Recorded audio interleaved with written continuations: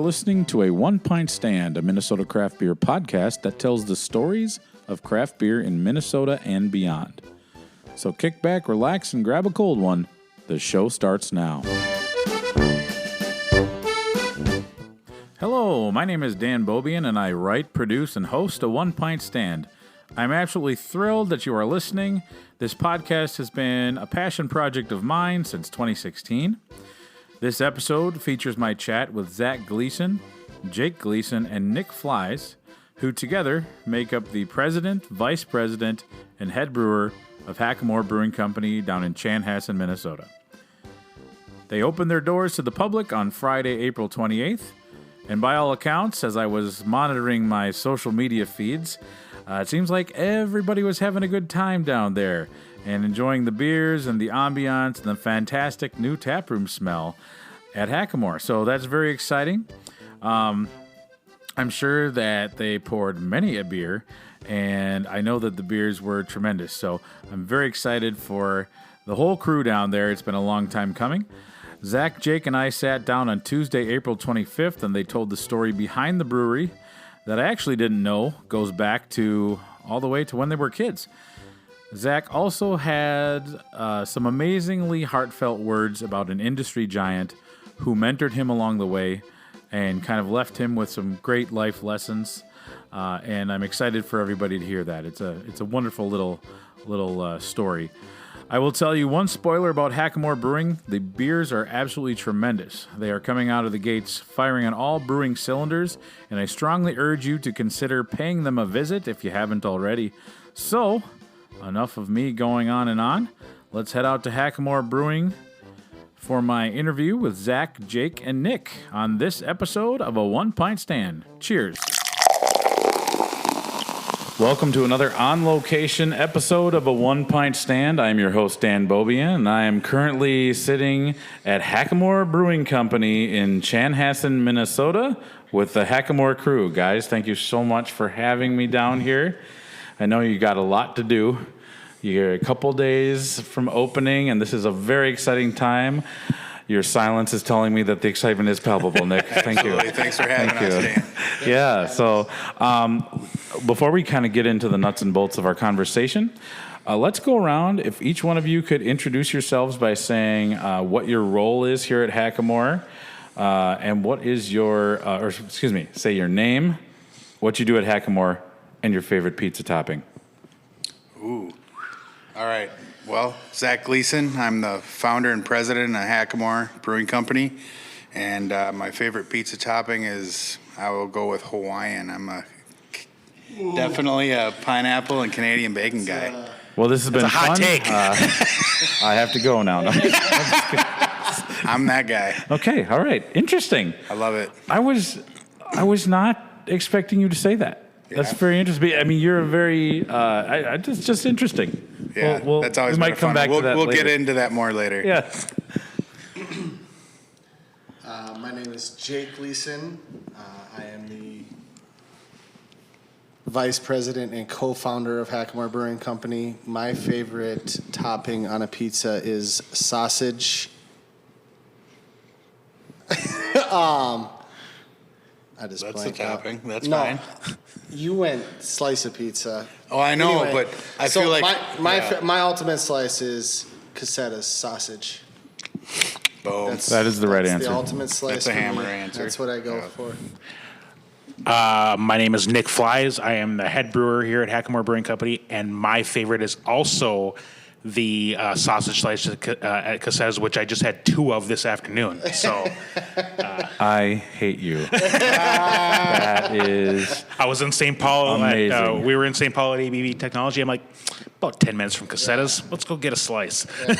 So, fun fact. I went to elementary school with the Frank and Natalie Cassetta. Okay. Dang. And at every bus patrol picnic, Cassetta's Pizza. Oh, I could imagine. I was just like, that's really the only reason I wanted to be a bus patrol was because I knew they had this picnic in the spring where they brought in Cassetta's. I was like, oh, I love Cassetta's Pizza. And at every school function, every school carnival, Cassetta's Pizza. So Cassetta's Pizza is very near and dear to my heart. So Best pizza on the planet. Yeah, I just love it. Some That's my people don't favorite like slice it, in the state, but I need that big triangle with a butt ton of cheese. The sausage there is really good because it's nice. It's got some. I need the heavy cheese. Yeah, and I just like to be able to cheese. fold it, and I want to see the grease dripping off, and then just like, oh god, so good. And like the masticholi.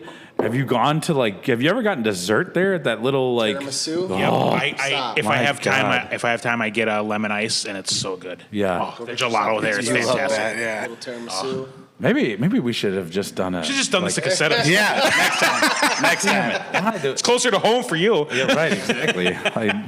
Easy peasy. So, well, unfortunately, we'll save that for another time. Now I've got like pizza on the brain, and now if I start drooling, good thing I got. Well, I'm going to start drooling because we're drinking beer. So we're at Hackamore. Okay, it's Tuesday, April 25th. You open to the public in 3 days. Yeah. That's exciting. So Friday, April 28th is the grand opening here at Hackamore, and this is an exciting time. I know I came here several weeks ago to just kind of see what was happening, and Give you a little it was preview. definitely taking shape. I think, Nick, you were brewing, either getting ready to brew your first batch. Yeah, I was here on like a Wednesday, and you guys were brewing on First Friday batch, with we did the Jeremy. first Nice. one. That was our first batch of beer we Yep. brewed. Yep. So this is so fun. This is so fun. It's got the new brewery smell, Nice. which is good. Or is that Nick? Are you wearing a different cologne? What are we? Doubtful. Okay, there we are. It's nice to walk in here and it smells like a brewery versus a new construction. Yeah. Oh, for sure. Doesn't For smell sure. like paint and drywall anymore. Right. Yeah. Yeah. It smells like. I mean, Love it. and I love paint chips as much as the next one. But so. That's awesome. So Hackamore Brewing, located at 18651 Lake Drive East, Chanhassen, Minnesota. Now, this space is gigantic. It's cavernous. There are booths. You have 6 4-top booths. You got high tops, low tops. There's just an awesome bar, kind of a horseshoe-shaped bar over there on the other side. There's a music stage. This is quite impressive. This is going to be able to have a lot of people. People in Chanhassen and beyond are going to be very excited to come down here and have a brewski.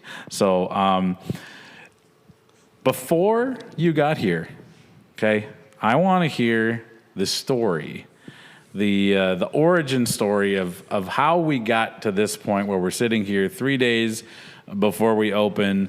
How did it start? Yeah. Well, I think we can all speak to this, but I'll kind of start us off. But it's a fun story. Rewind 10, 15 years ago, me and Jake and Nick, and we would homebrew, and for the most part, there were different locations, but for the most part in my garage. So we homebrewed quite a bit together, came up with recipes together, nailed some of those recipes, didn't nail some of those recipes, brought... And that was just the next intersection down from where we did that. It was just the next road down the street here. So. We came up with a couple different names for our little homebrew operations, had fun. We were all in on that at one point, and we bought equipment and, kind of messed up my home, and my wife let us do all that, and it was really, really fun, and we fell in love with brewing beer, and it all really stemmed from all of our love of craft beer together. We would do bottle shares together. We would bring on the day of bombers, we would buy bombers and bring them to family functions, and we would do all these bottle shares and just have a blast trying super fun beers, like everything from local to like Duchess and like just all sorts of every style. Like we just fell in love with beer, and we kind of thought that we would maybe someday do something like this, but I don't think anybody ever really thought we would. Kind of evolved into a point where Nick actually took it pretty serious. Nick was always the guy that was like more of the brewer guy. We were like yeah, we're here to help. Hang You know, on. We're here to drink beer and beer. watch you brew beer. Zach had the space. Zach had the Zach space. You know, And Jake was the professional sampler. yeah, so. QC. You know, a little quality control. But yeah, so it really, Nick ended up taking it to the next level. Nick started working at breweries. Nick then evolved into, brewing beer professionally, and he's been doing that for like a decade now. Almost, yeah. Somewhere in there. And that was really the origins of this entire thing, leading up to the point where I said, "Hey, you know what? I'm gonna take an actual leap, quit my professional job. Sounds so cliche. I quit a corporate job to start a brewery, but that's literally what I did. But I got to a point where I knew I wanted to start a business of my own, and that business and the passion lied in craft beer. And what I did basically was I might have even told my brother before I told my wife. And I basically... We'll edit that part. Yeah. She knows. She definitely knows. She knows. Yeah. Yeah, totally. But like me and my brother are extremely close. That's why I'm absolutely the president, and he's the vice president. And we're co-founders together. But I pulled Jake to the side when I came up with this idea, and I basically said, "Hey, I wanna start a brewery." And I'm dead serious. I'm like, scrape your money together, scrape your pennies together. I'm like, I'm doing this no matter what. And if you want to be in, I want you to be in. I'm like, scrape your pennies together and invest in this with me, and let's get this off the ground. And I'm not 100% sure he was like, yeah, right. I don't know. Yeah, sure you are. So I've got a question. Yeah. So what is the age difference between you two? 6 years. Zach is 6 years older than me. Okay. Yep. And I'm right in the middle of both of them. Yeah, Okay. So Zach's almost 40. I'm 32. I'm 30. Okay. I ain't almost 40. I'm 38. 38, 36, 32. So. Yeah. Got a couple I always years. get a little. I'm trying to envision like family get-togethers back in the day. Well, I mean, did you guys? You probably started off at the kids' table, got relegated to the garage. Yeah, there was always the kid. It was the adults were upstairs at Grandma's house, and all the kids went downstairs. Yeah, that's very true. And that's when we all hung out down there and drank Kool-Aid and ate, and that evolved into us going downstairs and drinking beer. So. And Once we were of age. Yes, Yeah, of Once course. we were of age. so the spot that we're all speaking of is actually the name of this brewery. So the spot that all the kids went down into the basement was at Hackamore. So Hackamore is basically our grandparents' home. It's my mom had me at an extremely young age. I would call my grandparent, especially my grandpa, my father figure. Was in a sense raised by my grandparents in Corcoran, Minnesota, and we lived at on Hackamore Circle. Okay. But basically, our whole family used Hackamore as a hub. I mean, we were a big family. We had lots of get-togethers. We were a family that had Sunday dinners. Like, everybody got together, old school style, like farmhouse style. Everybody. And it was a large enough space for us all. And it was a large. Yep. Larger house. Not to brag, but it was a bigger house for the time at least. Yes, absolutely. Yep, And then they had Big a lot of yard. We big had yard. fun. Yeah. And it was like a place that all of our cousins in the summers, we had an old school upbringing. We would go to Bible school in the summer together. We'd always spend 1 week together in the summer. Spend time at Grandma's house. Lord. Yeah. So it was it was honestly some of the best times of our lives. When it came time to coming up with a name for the brewery, we were trying to basically think of like I always say this, like, you're trying to come up with a name of a brewery. Come up with something cool. Yeah. Right, What's a badass name? Something What's really something that's going to stand out. And But then, I mean, for a little while, we were striking out on that, and I think Nick basically was like, we should call it Hackamore, hands down, and he was extremely firm about it, and I'm like very very into marketing, and I love that. I'm passionate about it. And I was like, yeah, but I don't know. That is just not something that I'm like, I was worried about us thinking that's cool, but no one else, and blah, blah, blah. I think I started to kind of get Yeah. a little bit more on board too. And then Zach was like, yeah, a little bit. Because right away I was like, we need to compete with the big boys. I want something that's like out there. Sure. And then it came down to it, and it was like, Nick stood firm his ground on Hackamore. He's like, I think HBC is going to be solid. It's simple. It's perfect. Yeah, so we ended up, long story short, I fell in love with Hackamore after we started branding it. Put all our branding packages together. I did all the marketing stuff for it. And now I've actually had a lot of compliments on the name. People are like, how'd you come up with that? That's a really cool name. It rolls off the tongue, and it's unique and everything like that. And It's a fun story to tell. yeah, and it's a fun story to tell. It means something to us. Yeah. So I mean, I could tell as you're speaking, it's very important to you, and I think that's really cool. I think that's like, the fact that you're all related. I mean, most people, if they're lucky enough to like be near their family as they're growing up, there's a lot of special times at the grandparents' house. I mean, as you were talking, I was like, "Oh yeah, that's really neat." I just remember, goofing around with my cousins down the basement back in the day, and so I think that's really cool. That's really interesting. I didn't know that was what was behind the name. Oh yeah, cool. Yeah. So you decide you're gonna have a brewery. How did you pick Chanhassen, and then maybe more specifically this particular location? Yeah, so this actually was really not going to be the location that we decided. So we originally kind of had a spot picked out in Edina. Okay. And the spot in Edina kind of fell through, and we kind of went back to the drawing board. And so I live in this area. Jake is close to this area.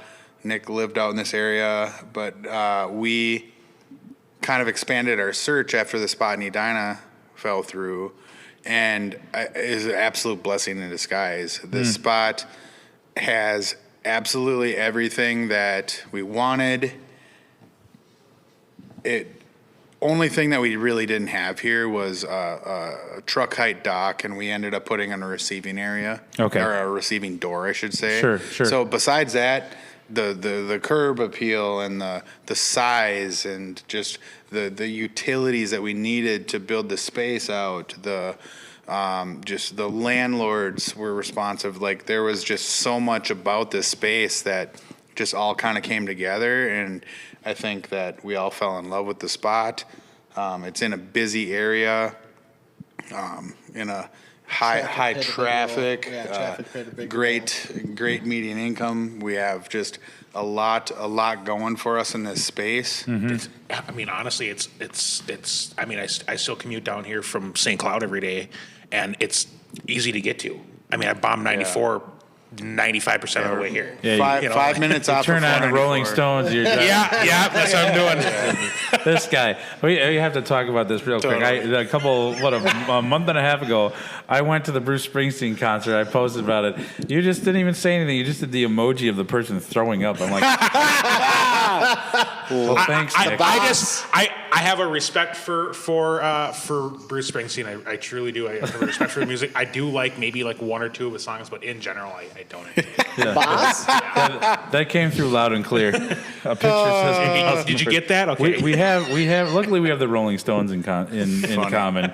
But so you got this place. Once you got the location, obviously, you need somebody to brew the beer.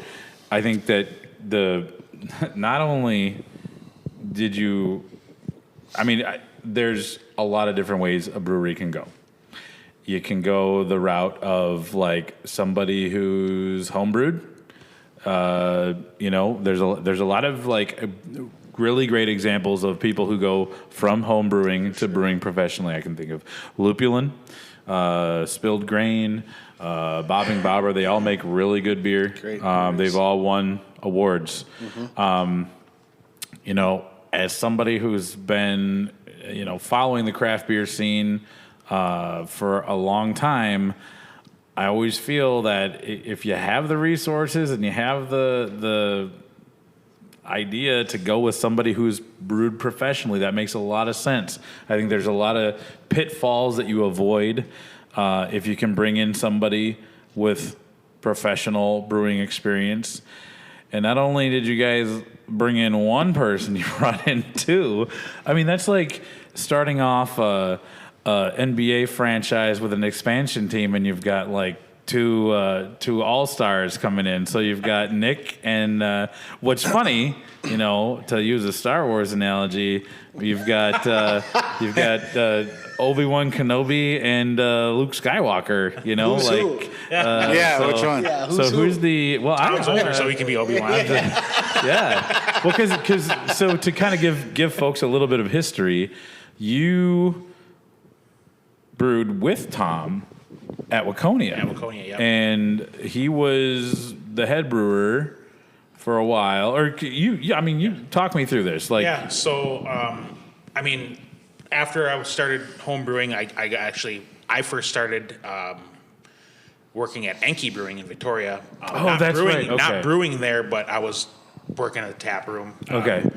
Filling growlers, serving pints. In fact, Sure. I sold the first pint of beer and the first growler to Zac here when they first opened. Mm-hmm. He was the first one at the door. Yep. So I worked there for... So I worked there for 2.5 years. And all that, during that whole time, I was still home brewing. I liked what I was doing there, but I really wanted, I knew that I wanted to brew beer. I always would help the brewer at Enki, just mashing out and whatnot. But I would, my 95% of my job was just serving the beer or I did some deliveries and stuff like that. And I got word, Waconia opened. And I got word that they were looking for an assistant brewer. Okay. Yep. And I sent in my resume to Tom and Bob, who was one of the owners of Waconia. And I got an interview, and I got the job. And I worked with Tom. Basically, Tom taught me everything I know when it comes to professional brewing. Yeah. I owe a lot to Tom, so it's really fun that we're working together again here. Yeah. It was like we started working together here again, and it was like we picked up where we left off. Yeah. It's all the same jokes, all the same stupid lines. It's just like, oh, we're doing this again. Okay. To properly introduce, Tom is our technical brewer. Yep. So Tom's our technical brewer, Nick is our head brewer, and it's been fun. Yep. So we're a team together. Like he said, Tom's a technical brewer, so he's doing some of the, like we kind of talked earlier, some of the behind the scenes stuff, some of the more technical aspects, doing some of the more computer based stuff, and paperwork, but also doing a lot of the water treatment stuff, which is not one of my strong suits. And then we kind of both are kind of collaborating together on the beer recipes and stuff like that.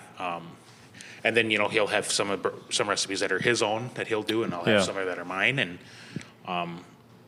we're a really, really great team. We work together really well, and on top of that, bringing Tom, Nick, Jake, me, we've all been friends. Okay. The culture's incredible. Yeah. Tom, it's fun. Tom was a groomsman at my wedding, so yeah, exactly. And then, so after I left Waconia, I went to Lynn Lake and I brewed there for a year and a day.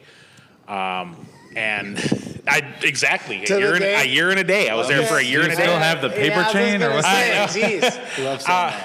It's just kind of funny to say. I don't know. But during that time, I was again, this is not what I want to do. I want to be the guy in charge, And I was looking on some local forums, and I found Marty Check and Noel Johnson up at Pantown. We're opening a brewery in St. Cloud called Pantown.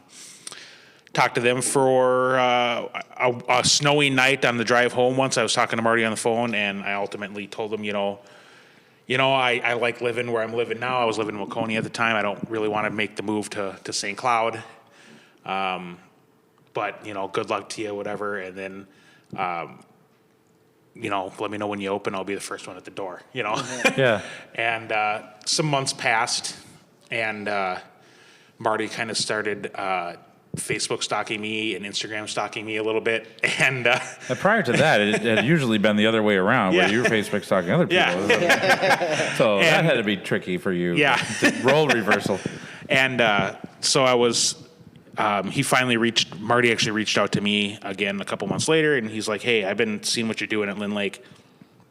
I really want you to come up here. What do I need to do? And I'm like, I was like, I'm glad you reached out again. I'm actually kind of reconsidering what I told you a couple months ago. I'll come up here and I'll at least check out what you got going on. And so, Noel and Marty sent a limo down for me, and I remember that. I sent me a limo, and they brought me up there, and they brought me to all the breweries in St. Cloud. We went to Bad Habit, Beaver Island. We went down to 3rd Street, and Urban Lodge was still open at the time, right, and we went up there, and I went back home. I said, I'll let you know. Thanks for the limo. I'll let you know. And I think it took me just a couple days, and I said, yeah, sure, okay, I'll come up there and I'll help you guys out. I'll come up there. Sure.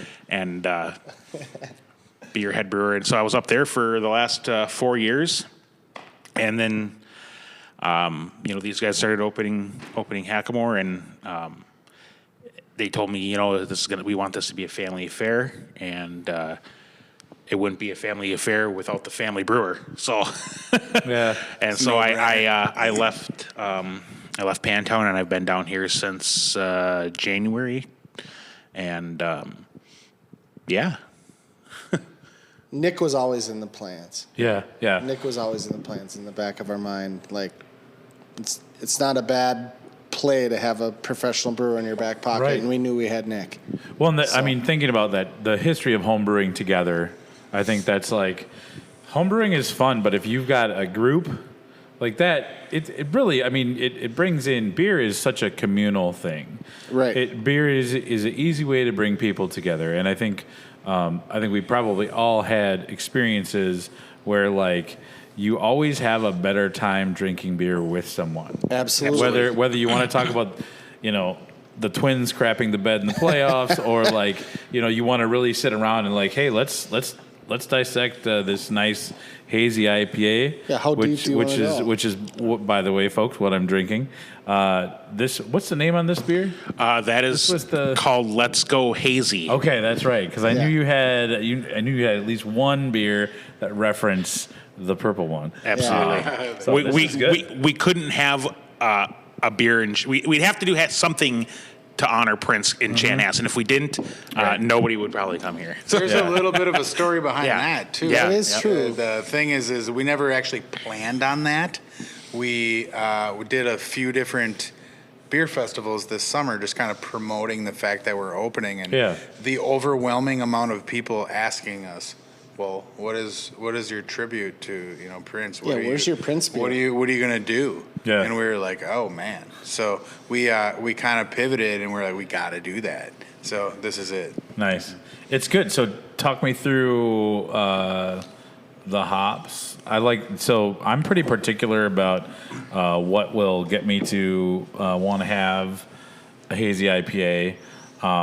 A lot of times I feel like there's 3 elements that it needs to have. It has to obviously be very juicy, be very aromatic.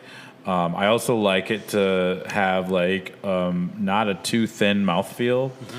And then I think it needs to have a little bit of a hop bite at the end for balance, or else they come off as way too sweet. Absolutely. I think this has all 3 of those things. Thank you. Are you at liberty to say which hops you used Absolutely. and kind of why you chose what you chose? Yeah, absolutely. So the Let's Go Hazy is equal parts Sabro and Strata. Okay. Fell in love with the Sabro hop again when I was working at Pantown. Brewed a couple beers with it up there, and I just a really nice hop that's got a really nice tropical coconut.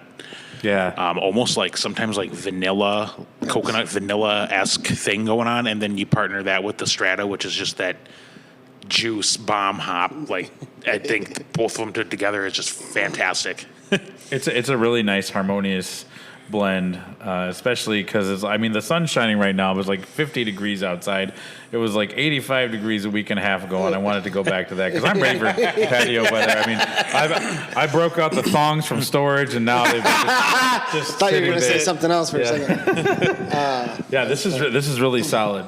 Did you feel like, in this day and age, if you're opening up a brewery, do you have to have a hazy IPA? Absolutely. Yeah. That's why we made it a flagship. That's why we made it a flagship. Yeah, when we first started talking about what beers we were going to have, I was like, we have to have a hazy on all the time because it's turned into the standard. It's turned into the standard. Yeah, as much as I still love like your traditional American Absolutely. clear IPAs, Me like too. your West Coast IPAs and stuff like that. American IPAs. I'm sorry, but they're not as popular now as they once were as compared to these hazies, and so I think it's fun. I think it's fun to play on the trend. That's what people want to drink. It's something that we really kind of decided on together. You rewind 2-3 years ago, and when hazies were starting, I feel like hazies. What did that start out with? Like the milkshake to hazy to think they kind of run it together. More than that. That's Hazies true. were first, and then it kind of went but into that whole milkshake. trend. But before that, I don't know if anybody really flagshipped any of that. It was all a style. Well, they or a weren't. trend. They weren't even considered a style by the Very Brewers true. Association up until just maybe 3 or 4 years point. ago. Yeah, in the 2019, I think BJCP officially recognized it as a style. That's a good I know that point. it originated on the East Coast. Yeah, Vermont at Alchemist, because they made a beer that I think they screwed up. But then they were like, it's kind of funny how you got the marketing background. So I think that, they were like, well, drink it from the can. Don't pour it in a glass. I think 95% of that was because it's like, you're going to think there's like some sort of sea kraken in there, and it's like hiding in the depths of that.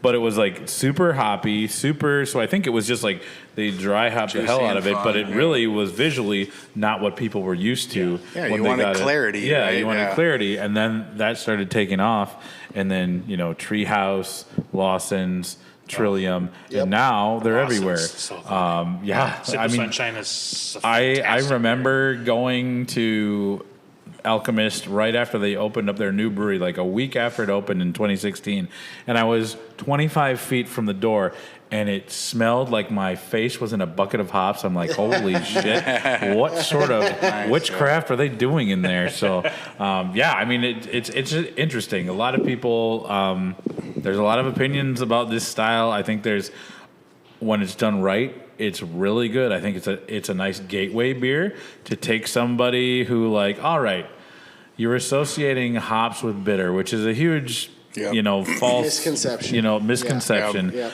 I think if you can give somebody something like this that has a ton of tropical fruit, tropical really soft, good that coconut aroma. There's some sweetness, but there's also balance in this beer. Absolutely. And I think that's the biggest, most important thing. But the first beer I had was the cream ale. That's a great beer too. That's balanced. Anybody will enjoy that, even if they think they don't like cream ale. They don't think they like craft beer. That's a good beer to have to kind of bring people in. This is very exciting. This is very exciting. So you got Nick and Tom on board. The band is back together. We got the band back. You're back there, slapping each other with grain bags. It's pretty accurate. It's actually pretty close. I don't know you well, but I know you well enough to know that you're probably a goofball. And You should have been here about an hour and a half ago. You said some weird shit. He was Happy Gilmoreing the hose back there. I was a brewer. And a plumber. And a plumber. This is why we don't do video on this. Yeah. So this is exciting. So you've got the place, and now you're opening in 3 days. Yeah. So from that point, I know that a lot of people. There's no book so you want to open a brewery. No, there's not. There's always different things. Now you mentioned earlier that the city has been pretty helpful. were there, I always like to ask people that open up a brewery, what was like the biggest surprise or the biggest unexpected hurdle that you had to deal with? Yeah, I think that we know that one, right? So, number one thing is like, unless you've started a business, unless you've been through the spiel, like the sack and whack fees are the number one challenge. If you're in the 7-county tri-metro area, or what do you call it? The tri-metro. Tri-metro area, right? But whatever it is. Metropolitan area, whatever. If you're in there, you have to follow the sack and whack fees. Yeah. And it's just water and sewer accessibility charges. And okay. So it's extremely sack expensive. And whack fees. Is that like a B-side Rolling Stones album that I don't know? Right. So it sounds dirty. It sounds dirty, yeah. But SAC stands for sewer accessibility charges and water. It's kind of dirty. Okay. Water accessibility charges. So if you, basically they're like, yeah, so you want to use water and sewer, and you're like, well, yeah, that'd be helpful, right? So yeah, we're a brewery. We need to do that, and then you use a lot of those utilities, right? So you use a lot of that. So there's an entire process to that the Metropolitan Council kind of governs, and it's a considerable cost. If you if you've done it before, you can pretty much plan, maybe look at real estate for your brewery that potentially has credits. But so if you move into a spot that is been a brewery, been a restaurant, been something that used a lot of water, there's a credit system that the credit stays at the facility. Oh, okay. I didn't know that. Yeah. Yes. No, exactly. And then if you move into a spot, if you build a brand new place, if you lease a place that wasn't using a lot of water, you basically pay a difference of a charge based on the type of business you are and the amount of square footage you use and how much of that utility you're going to use. For a craft brewery that's trying to move into a space that wasn't a craft brewery, in a nutshell, it's expensive. Oh yeah, it's that hard. would be a pretty large. Some marketing firm prior to a brewery. So I remember you told me that. And I couldn't remember. There wasn't a lot of sack and whack credits here. Well, how many K-Cups machines did they have? I mean, they could have used some. Oh, that much. Okay, wow, that's. Yeah, so it's extremely expensive to basically get those credits established.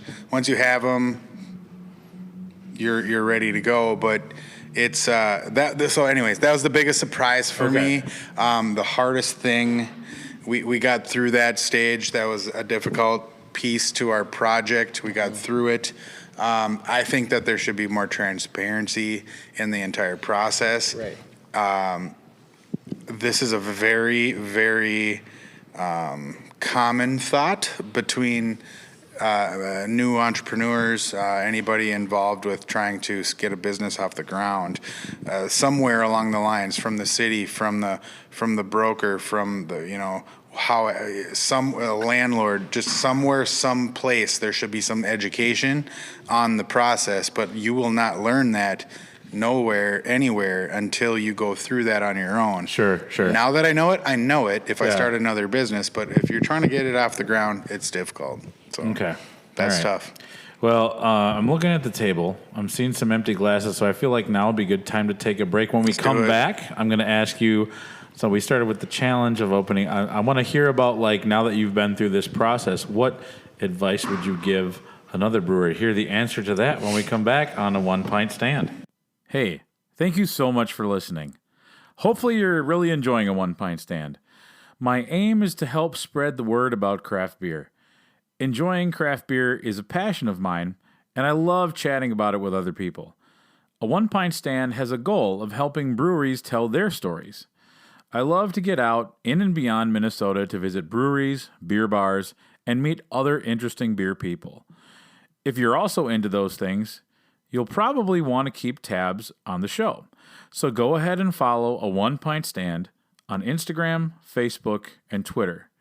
We would also appreciate any and all positive reviews on Spotify and iTunes to help make it easier for other craft beer listeners to find us. If you like reading about craft beer, I started my own craft beer blog, and all my writing can be found at aonepintstand.com. After writing for 8 years as editor-in-chief at Beer Ploma, it was time for me to start my own blog. So make sure you check that out for some interesting craft beer content of the written variety. I really appreciate you listening and taking the time to enjoy the stories of craft beer. Now, back to the show. Okay, we're back. We've all got full beers, and I've moved on from I started with the cream ale, which was delicious. Now I got to tell a little story here.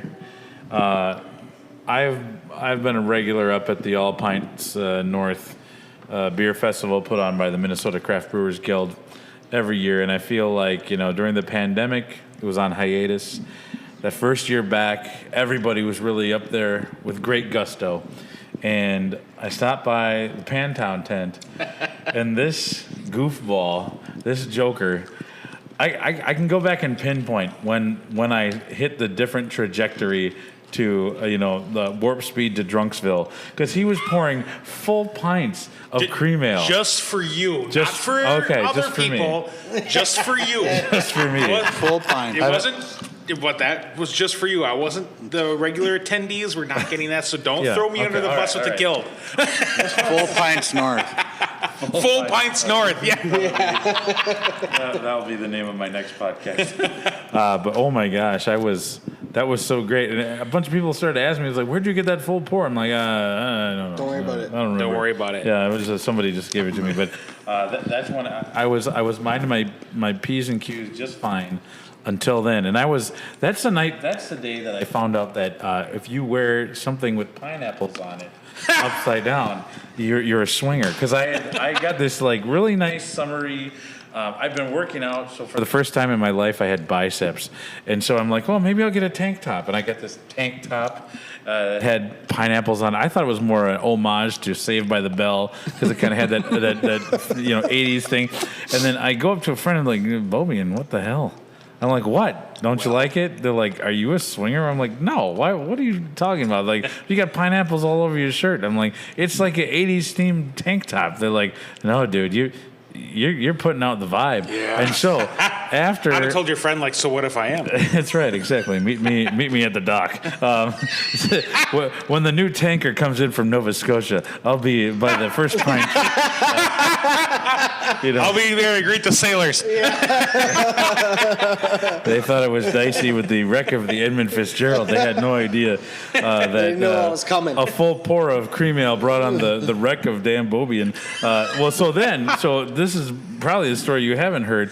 Later on in the evening, we went to a bar that had this epic bourbon selection down right off of Superior Street. The Rathskeller? No, it was like closer towards like the Lincoln, towards Bent Paddle. Okay. Couple doors down from the 7th Street Tap House. Oh yeah. Dublin Pub, I think. Oh yeah. Oh, sure. Yeah. So they have an outstanding bourbon selection. I got a nice pour of Buffalo Trace, and I'm sitting there, and then this gal comes up to me, and I'm like, why are you talking to me? Hey. She's like, hey, how's it going? I'm like, I'm good. Yeah. She's like, hey, I like your shirt. I'm like, oh, cool. So Thank you. By this time, I'm a little out of it. I'm a little three sheets to Guadalajara. Thanks for the compliment. And so she keeps touching my arm, and she's like, hey, my boyfriend's here, and he's cool. I'm like, oh, nice, cool. And she's he's cool, but he's okay. He's cool. I thought he was a nice guy. And so she's like, hey, do you party? I'm like, yeah. I mean, isn't that why we're all here for the beer festival? We're all partying. Then she like pulls me in, and she's like, do you do cocaine? Whoa. And I'm like, I'm more of a beer guy. And then Cocaine's a little hard for this guy. And then it all clicks in. And I'm like, oh no.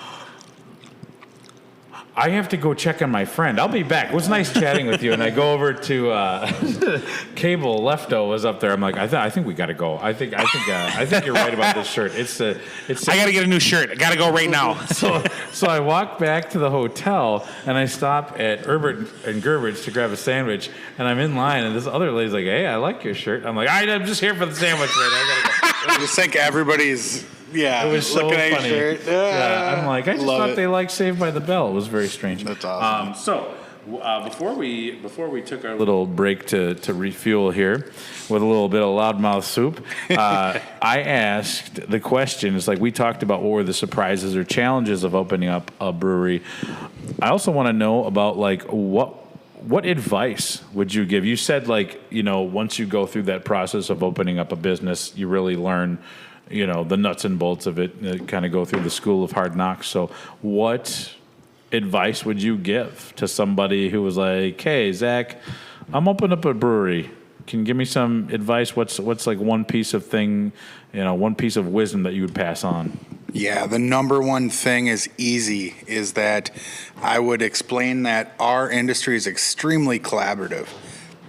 There are so many people willing to help. Reach out to other brewery owners, reach out to taproom managers, head brewers, anybody, just a beer tender, anybody, and they're going to give you some insight on what you could do better, what they've done wrong, do this, don't do that, things that they've done that you shouldn't do. And I did have a good amount of relationships, and going into this, I never one time ever pretended to have done this. Yeah. And I was extremely open to feedback, and I always am. I was in my prior career. I still am. I've told my entire team that we've hired, hey, if anything comes up that we need to adjust, tell me. I'm all about feedback, constructive criticism. Let's do the best things that we can do together.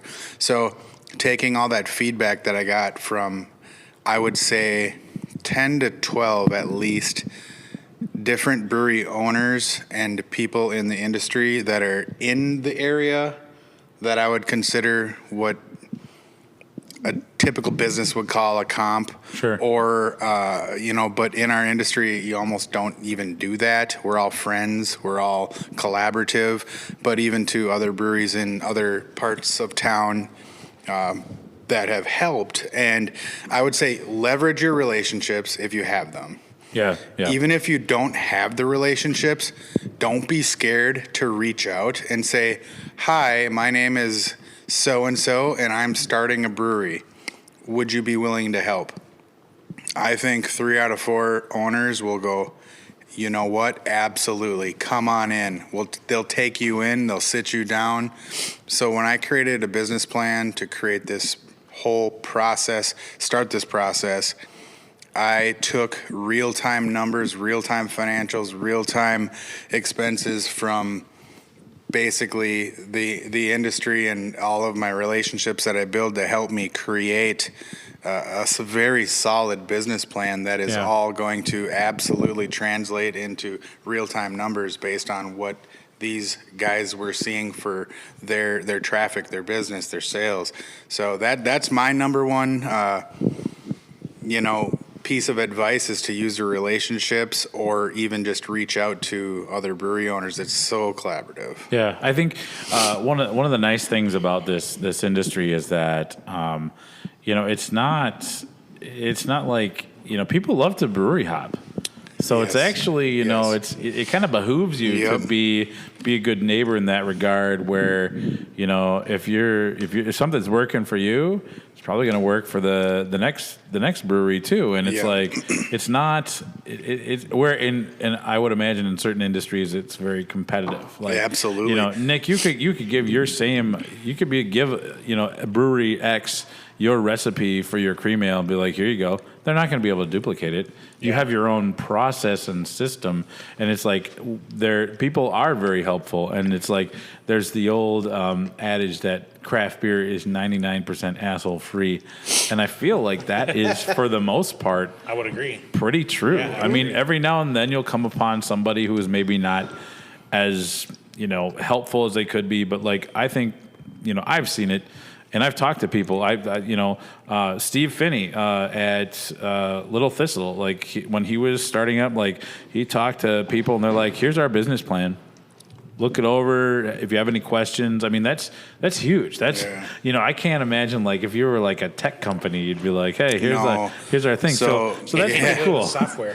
So I've had people in the industry and people out of the industry kind of give guidance in this whole process, and the number one thing that I've been told from people outside of the industry is they're just flabbergasted that our industry does that. Yeah. They're like, wait, what? Yeah. So the brewery that's in the same town, or the brewery that's a town over, that's your competition, just told you their sales projections, their real-time sales, their expenses, like their secrets, their anything. And I'm like, yeah, they did. They sat down with that, told me it all. Definitely helped me and guided me along. There's people in the industry that mentored me. There was just so many different areas that I got help in, and people think, wow, that is incredible. I'm not sure, but I do feel like that might be a very common thing throughout the country.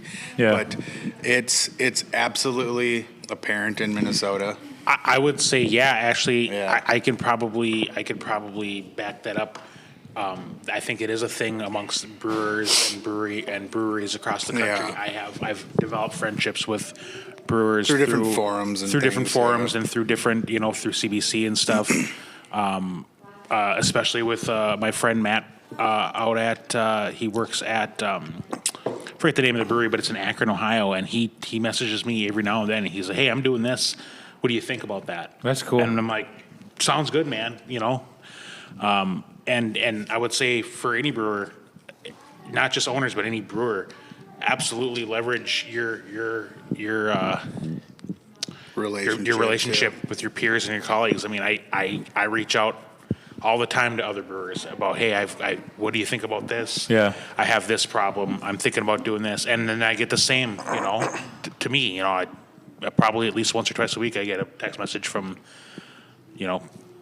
a brewer, that's here in Minnesota, and they're like, hey, what this is going on. Have you ever experienced this before? Yeah. I'm thinking about doing this, and I'm like, let's do it, Yeah. So the number one thing that really that I guess through that whole process that stuck with me was that there was a common theme that I was invited into the brewery that I was being given advice from. I sat down at a table, I shared a beer.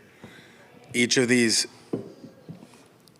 meetings maybe lasted, honestly, from anywhere from 2 to 4 hours, and they poured their heart and soul into helping. Yeah. We drank a beer. We went over, and they said, pass it on. And they said, See, that's so awesome. and they said, you do this to the next person that's up and coming.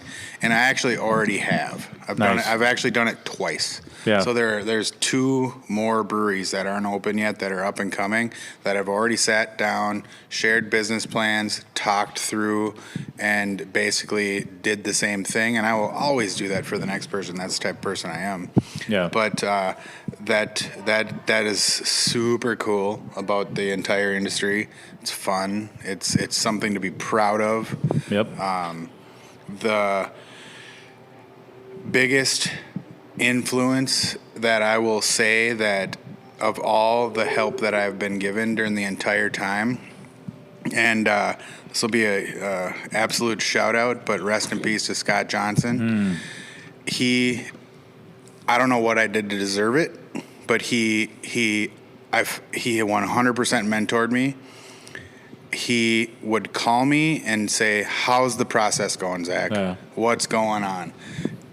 This entire brewery here that we have, decisions that I made, processes that we've created, were in collaboration with Scott. Absolutely. And he said, I screwed up doing this. Don't do that. Yeah. Do this, do that. I learned from it. That's dumb. Please don't do that. I'd challenge him back, talk about different points. He would agree in certain aspects, and some places he would hold firm and say, don't do that. Don't do that. We would talk things through. But like, time was never a matter. He would call me, and there were times we would spend 2.5 hours on the phone, and then he would just check back in at another point. But when I called him, he answered the phone, and I don't know what I did to deserve that. He took me, I felt, under his wing and helped in so many areas, and I was so excited for him to come to this soft opening that we're going to be having tomorrow and Thursday. And so I took that extremely hard when Scott passed, and it's I know the whole industry right now is mourning that, and absolutely hard. I can't even fathom the family going through such a loss, but I had to touch on that in this podcast and talk about the influence that Scott had on us and the brewery, me, and everything that... That's the kind of guy Scott was, though, too. Yeah. If you've seen some of the outpouring on social media, every single person has something to say how and I think took time out of their day to do something, and so I feel like that's just kind of the guy he was. And those are the kind of things and the above and beyond measures that the greats do. Yep. In any industry, honestly. Any industry that you look at, if you're on the top and you take time to do things like mentor the smaller people, and you're doing all of these things, like, that's what makes you great. Like, Black Sack's making killer beer, have a huge following, they do a good job. Scott mentored people. Scott went to everything. He took time genuinely for everybody. Like, that's what makes places great. So anyways, total shout out to Scott and RIP there, and just had to talk about that a little bit too. So well, that's very well said. Yeah, that's very well said. Now I'm on to the third beer that I've tried. Yeah. So I've liked and I've enjoyed each one. Now this is kind of a departure from the first two. We've got the oatmeal stout here. Yep. I want to talk a little bit about the beers that you'll be featuring as you open again. We're at Hackamore Brewing in Chanhassen, Minnesota, opening on Friday, April 28th to the public. As you and Tom and the team were sitting down to talk about, what you would be pouring, both as you start and kind of like in that first phase of being open, I know you're going to be busy as all get out. Yeah. You have been. Yeah. Talk to me about the beers and kind of the thought behind putting together a portfolio that would appeal to both the craft beer novice and the craft beer geek. Yeah. So, I wanted to. This is the second brewery I've opened as the head brewer, and this is the fifth brewery I've worked at in general. So I've seen, again, like Zach was saying earlier, I've seen kind of the do this and the don't do that kind of aspect about beer, and I wanted to make sure we came out of the gate with a little bit of something for everyone. Sure. I think, if you come in here and you want to have, you're not really a craft beer drinker, we've got a cream ale and we'll have a light American lager for you. If you're a real seasoned craft beer drinker, we've got an oatmeal stout, we've got a hazy IPA, we've got some sours, and some other things coming around. I'll just talk about the flagships real quick. So we're going to have 5 flagships right out of the gate. The Can Crusher Cream Ale. That has kind of been a developing recipe for me for my entire basically brewing career and home brewing career. I mean, that's kind of started with home brewing. And I've been making little tweaks with this beer along the way. And you've won some awards along the way for this beer. I did have won some awards along the way for this beer. Absolutely. Hopefully couple more come down the pipe here. Oh, pretty soon, I wouldn't. but I'm not gonna get grades. A couple of grades would be nice. Yeah. I mean, I never thought I'd be offered cocaine at the Dublin pub. Hey, and I also wanted to shout out to Dublin. They make a great black and tan. Oh, yeah. So I wanted to say that earlier. But anyways, Yeah. so we're gonna have a cream ale right out the gate as well. And also another. We're gonna have the Potbelly oatmeal stout. So that's gonna appeal to your darker beer drinkers, obviously.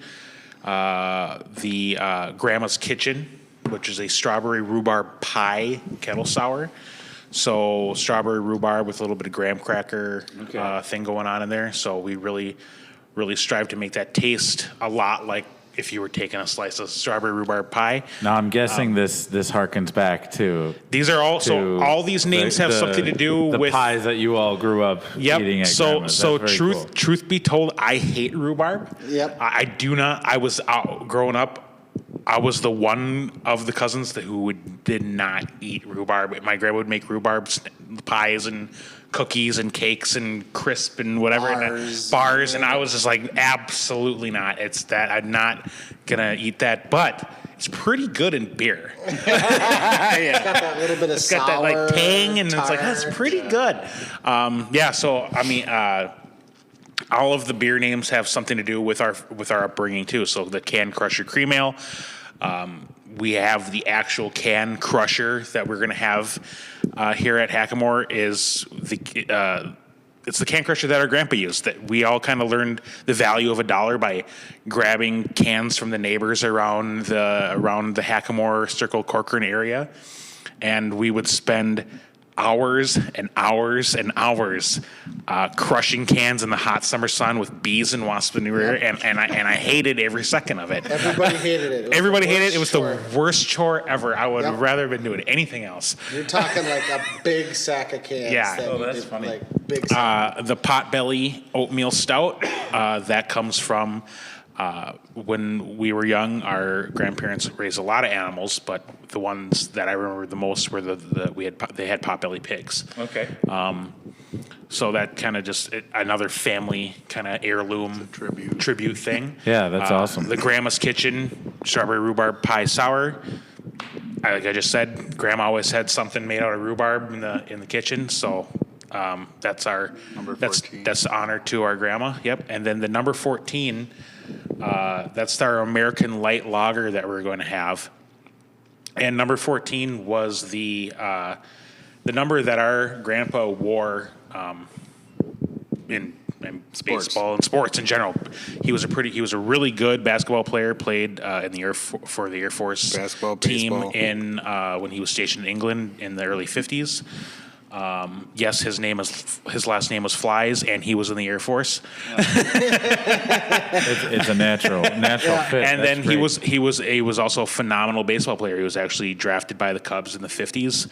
But our great grandfather did not allow him to leave the farm to go play for the Cubs. Wow, So, yeah, interesting. yeah. That's a cool nugget. So that's our homage to our grandfather, the number 14, the number he wore, and then you'll see that tap handle on the tap wall when you come here, and it's got a baseball on it with a cardinal on it and a number 14, and that's that cardinal represents a loved one watching over you when they've gone, when they've passed on. So. But why is it American lager? Well, it's an American light lager because that's also a tribute to our grandfather. He would drink the absolute shittiest beer possible. The worst. The worst. Whatever was on the bottom rack at the cooler at the liquor store, the cheapest beer possible, that was his jam, and it was usually Old Milwaukee, OG Old Milwaukee, the red cans, or Landmark. Landmark is the one I remember the most. Glicks made an appearance. Yeah. Hey, Glitz. So we had to make an American light lager. We had to make an American light lager to honor him. It's not gonna taste like any of those, but it's it's gonna taste much better. I promise. But I think the fun part that kind of ties it all back together into the craft brewery scene is how like craft beer actually comes and goes through all the phases and how popular a nice, well-made lager and a pilsner kind of comes through right now, and they're coming up. I mean, lagers are making a comeback, and we're coming. Have a pilsner. There's some kind of light lager. I kind of like it because it's a nice break from, as much as I love IPAs and cream ales too. Like it's a nice I love a good pilsner. Well, I mean, I'll tell you what, we could sit here for hours. I like to drink when I'm hanging out, just having conversation. You can't do that if the only options are 7% and 8% beers. So I just got back from a road trip down to Kansas City and St. Louis, and I feel like almost 2/3 to 75% of the breweries I walked into had multiple lagers on tap. And so I think that more people are realizing that you can put flavor in a beer and still have it be sessionable. Absolutely. Because I think that's a big part of it in this industry is like, the responsibility part of it, being safe while imbibing. And I know like when you're at events and stuff like that, there's a lot to drink and you still got to get home. So I think having those options is nice. Yeah. I appreciate that. We're really proud to make this lager a flagship and not only make it a flagship, but come out the gates with it. Yeah. So we talked about, do we introduce it later? What do we do? Is this something that, because it takes a little longer, we're under the gun to kind of get beers out for opening, and we decided together that no, we're coming out the gates with this. We gotta come out with it. And then obviously the fifth flagship we talked about earlier was the Let's Go Hazy. Then on that's just a tribute to the purple one. Yeah. And then There's a lot here for people to be excited about. Now, I wanted to ask you really quick for the beer geeks out there who really get into like the nuts and bolts of like the machinery and the equipment. What size brew house do you have now? That's a craft kettle. It's a craft kettle brew system. Yep. They're out of New Orleans. We have a 5-barrel system. We have 3 5-barrel fermenters and 1 10-barrel fermenter. Okay. And then a 10-barrel bright and a 5-barrel bright. Okay, yeah. So lagers are going to... it's going to be a challenge.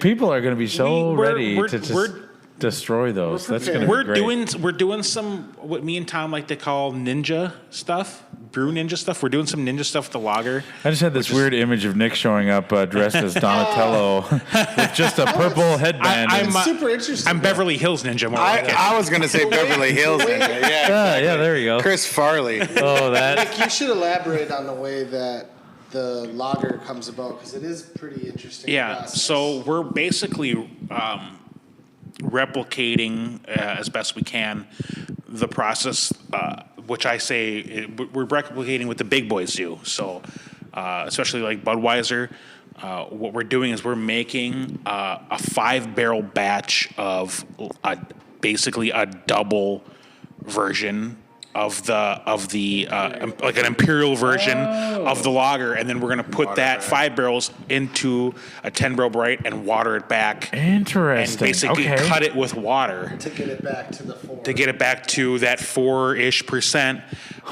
And it's really awesome, and this can lead me into where it's really awesome to do that because of our water system we have an RO system.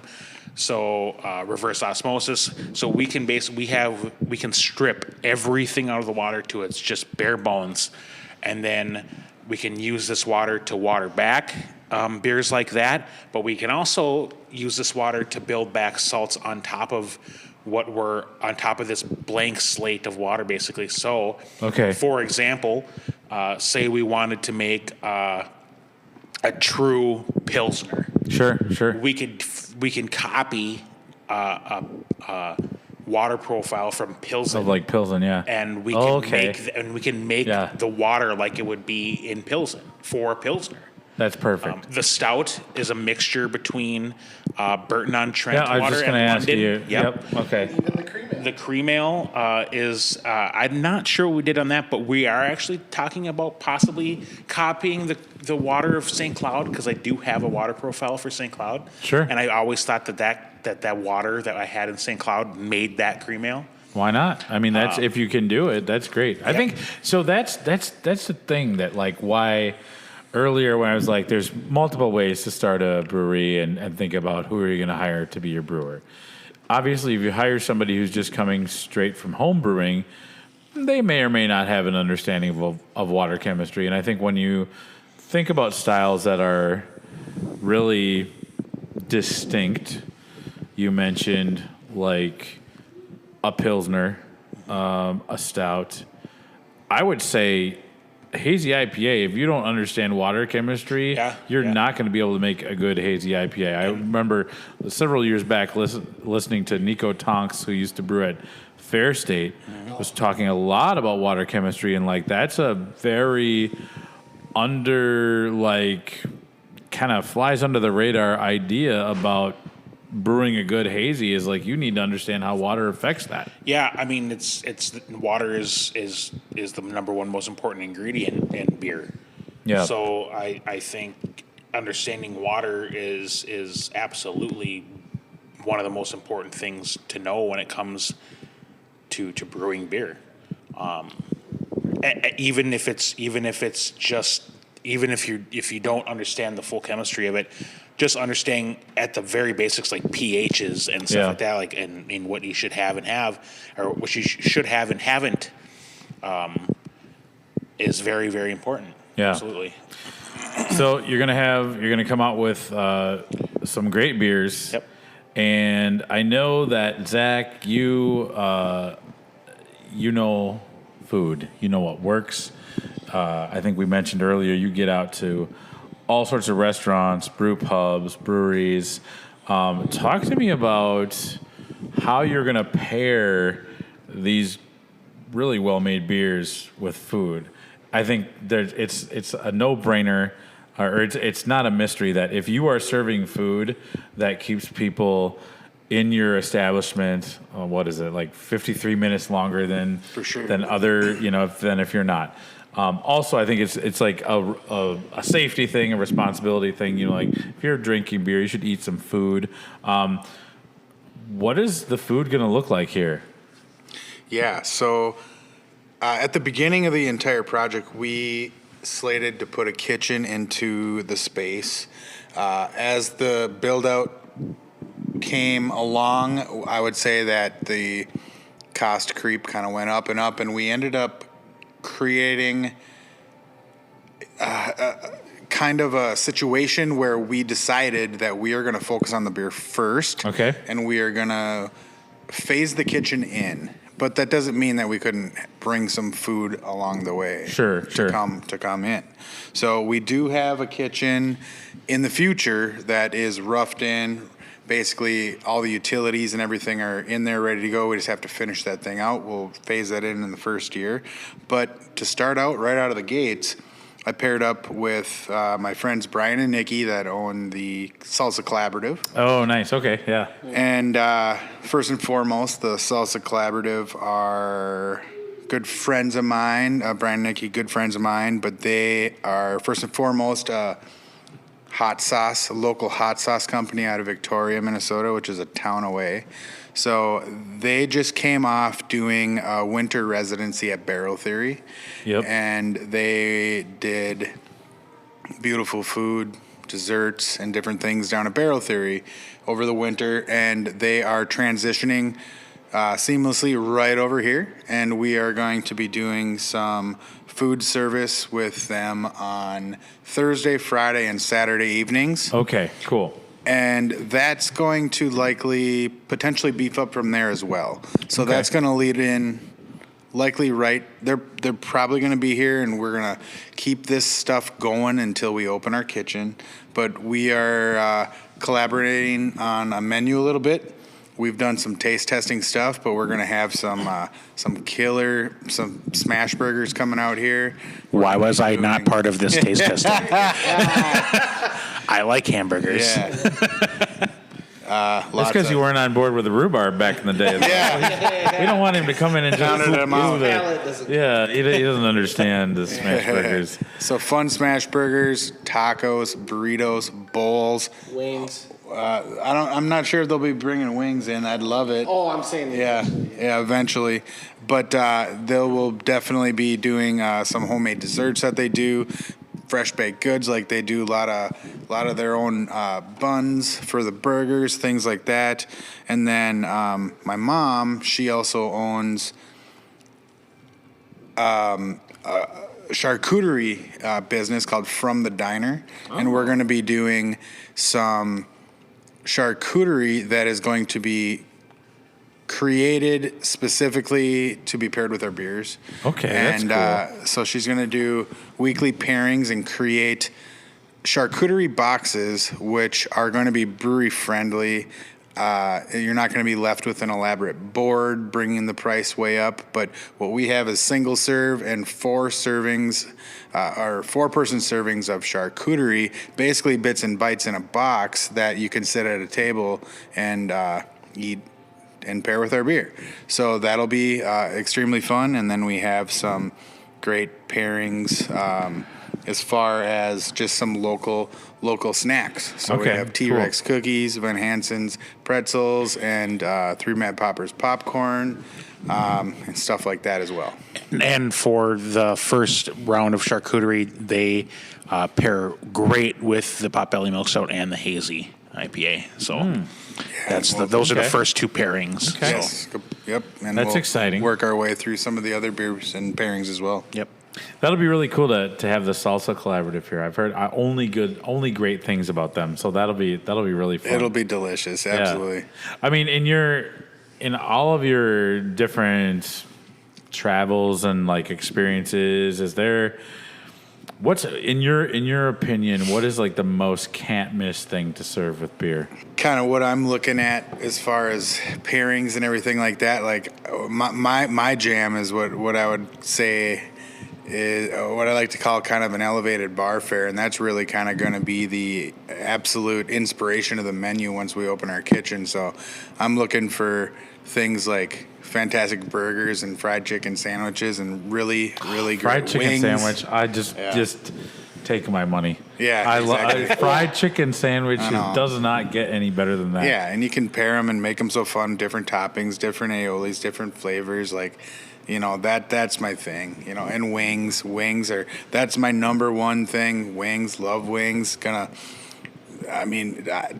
Sounds so cliche, but like, does it get better than beer and wings? No, it doesn't. Maybe a little golf. I just want everybody to know that these 2 gentlemen are probably the number 1 and number 2 consumer of anything chicken related in the state of Minnesota, especially chicken wings. Yeah. This guy here probably eats chicken wings in his sleep. Yeah.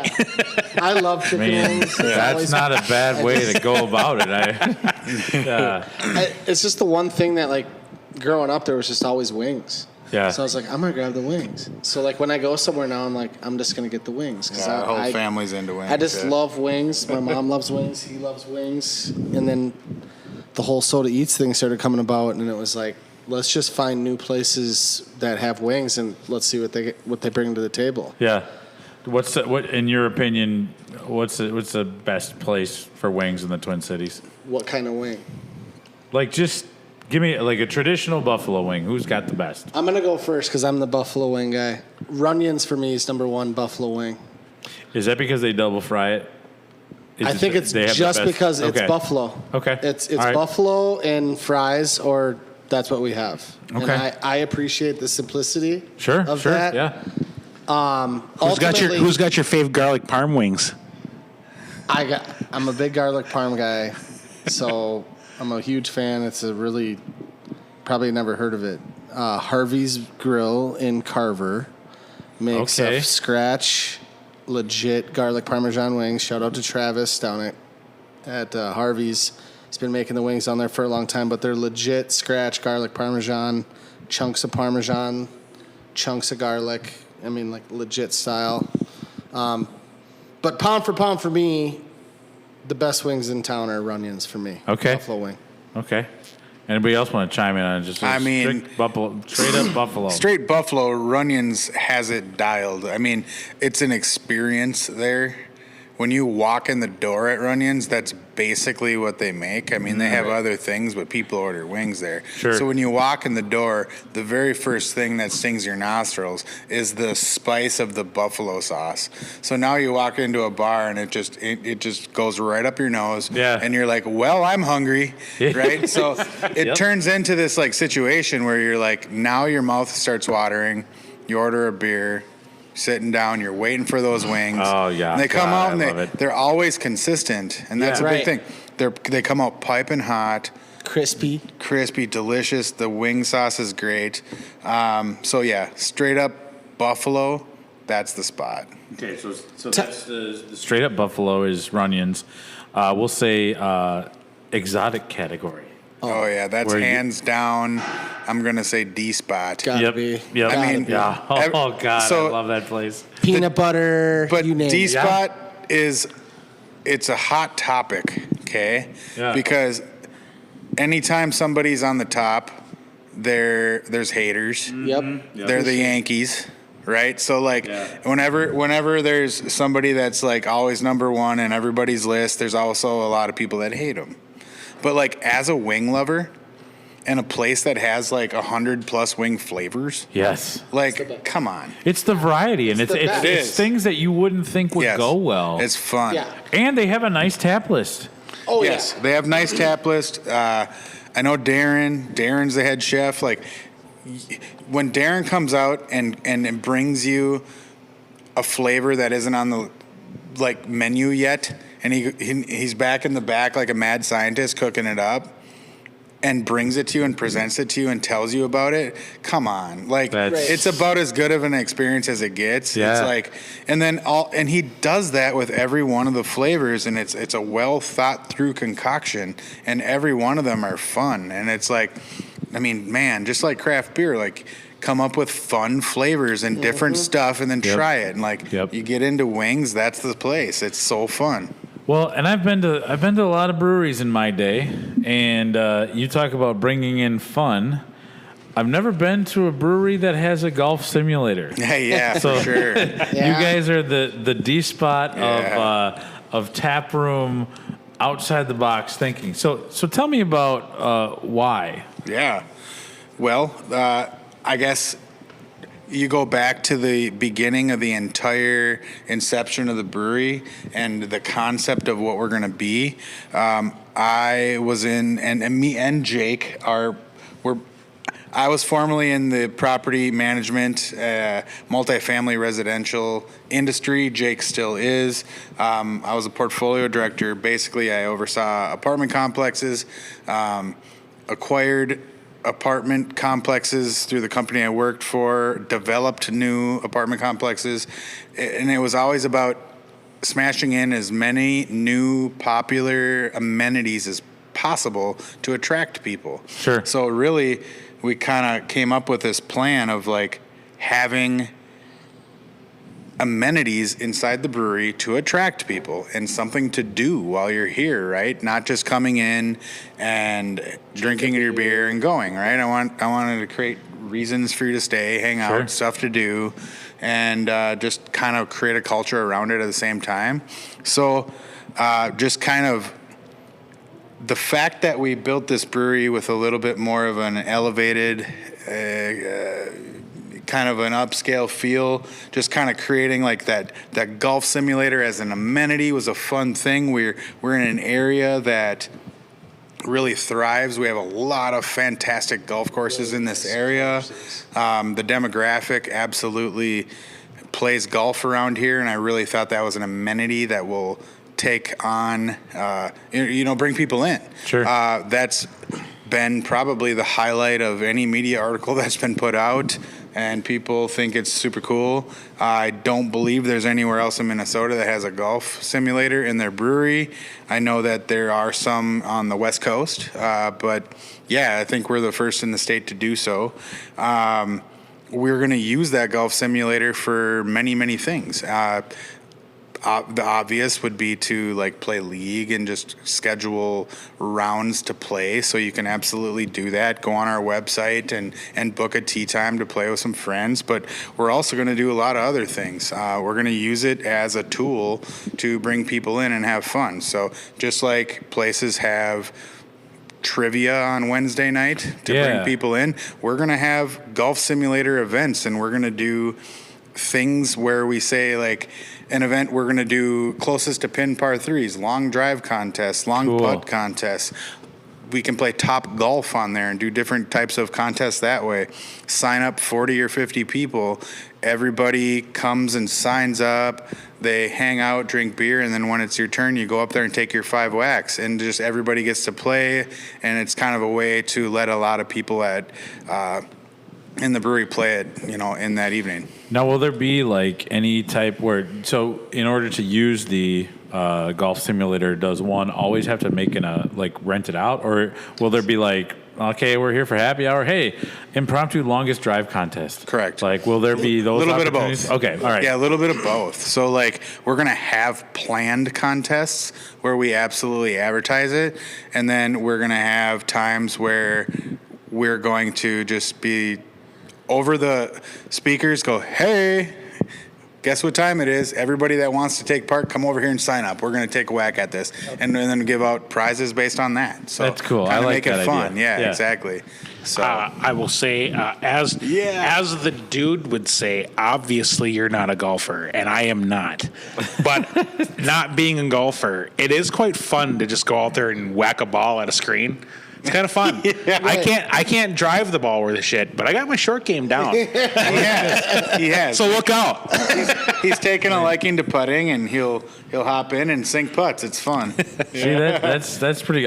Nothing more enjoyable than like getting out the stress of just like trying to hit a golf ball as hard as you possibly can. That just feels so nice when you connect. It just goes. It's like, okay, I need a beer. Oh, it's right over there. So that's genius. That's just outstanding. Music. Yes. I know that you have. So when I came here, one of the things you were excited about to point out was the stage area, which is interesting because there's no like elevated platform. But if you're in here and you see this like one section that's kind of like it's got these panels. And that I'm guessing that has something to do with music. Are there going to be? Is this? I mean, obviously you've got a beer named kind of referencing the purple one.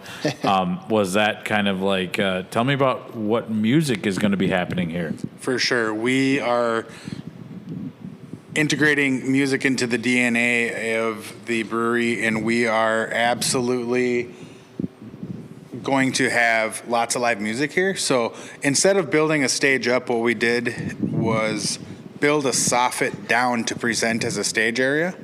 And what we're going to do is during the week, basically have kind of more chill acoustic vibes.